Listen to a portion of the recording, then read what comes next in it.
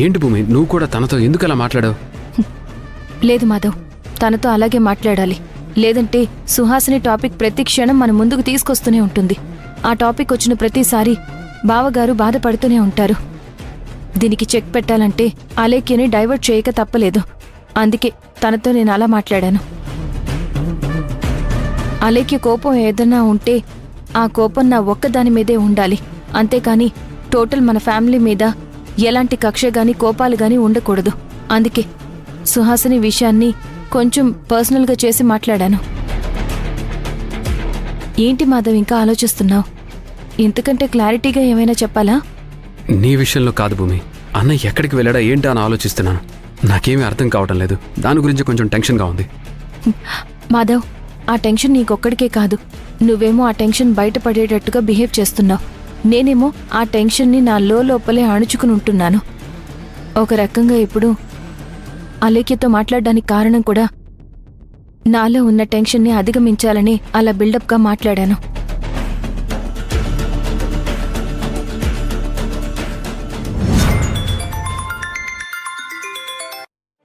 Hello. Hi, నా పేరు అలేఖ్య.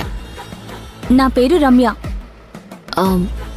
మీరే కదా సుహాసిని గురించి అడిగారు? అవునండి, నేను అదే కాలేజ్లో చదివాను. ఓ అవునా. మరప్పుడు మనకి 2-3 బ్యాచెస్ ఉన్నాయి కదండి. మరి మీరు ఏ బ్యాచ్లో ఉండేవారు? ఇప్పుడేం చెప్పాలి? నేను 3rd బ్యాచ్ అలేఖ్యనండి. ఓహో అలాగా. నేను సుహాసిని క్లోజ్ ఫ్రెండ్స్. మా స్టడీస్ అయిపోయిన తర్వాత నేనేదో సడన్ గా అబ్రాడ్కి వెళ్లాల్సి వచ్చింది. ఆ తర్వాత తన డీటెయిల్స్ అన్ని మిస్ అయిపోయాయి. ఇప్పుడు తన డీటెయిల్స్ ఏవి నా దగ్గర లేవు. ఇంకా మాకున్న 4 ఫ్రెండ్స్ ఎవరెవరో ఎక్కడెక్కడో సెటిల్ అయిపోయారు. అదే మళ్ళీ నేను ఒక వారంలో ఫారెన్ వెళ్ళిపోవాలి. అందుకే ఒకసారి అందరినీ కలిసి మాట్లాడదామని అనుకుంటున్నాను.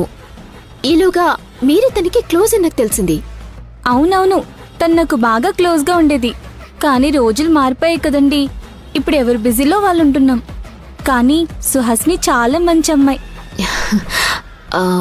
అదే సుహాసినితో పాటు సుహాసిని క్లోజ్గా ఉండే ఫ్రెండ్స్ ఉంటారు కదా, మరి వాళ్ళెవరైనా తెలుసా? ఉండేవారండి. వంశీ, రవి, రాఘవ.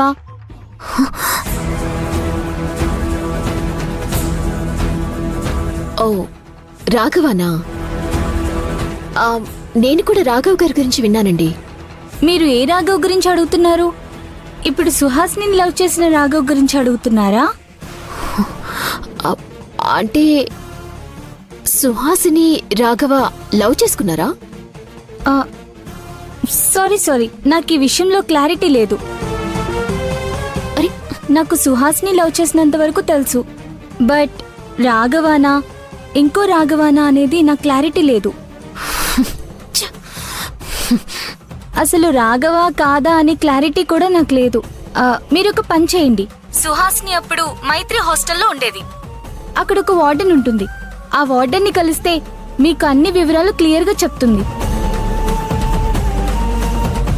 సగం తెలిసి తెలియకుండా చెప్తే కరెక్ట్ కాదు కదా. సరే, థ్యాంక్స్ అండి.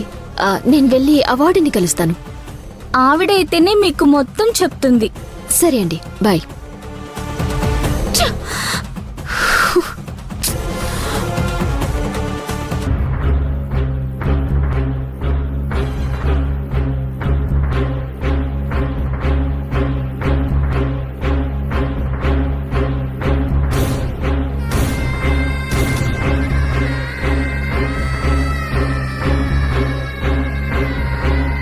నేను రాఘవకి మంచి చెప్పాను అనుకున్నాను గానీ వాడలా అపార్థం చేసుకుని బయటకు వెళ్ళిపోతాడని అనుకోలేదు. అన్నయ్య గురించి నాకు అసలేం అర్థం కావట్లేదు. సుహాసిని టాపిక్ వస్తే చాలు అన్నయ్య మన ఆధీనంలో ఉండట్లేదు. అసలు మన గురించే ఆలోచించట్లేదు. ఇంతకు ఎక్కడికి వెళ్ళుంటాడు?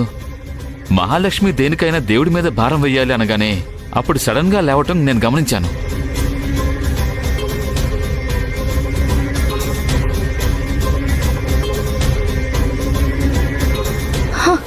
రాఘవ, ఏంటనయ్యా చెప్ప పెట్టకుండా వెళ్ళిపోయా? ఒక మాట చెప్పుంటే ఎవరో ఒకళ్ళని తోడుగా వచ్చేవాళ్ళం కదా.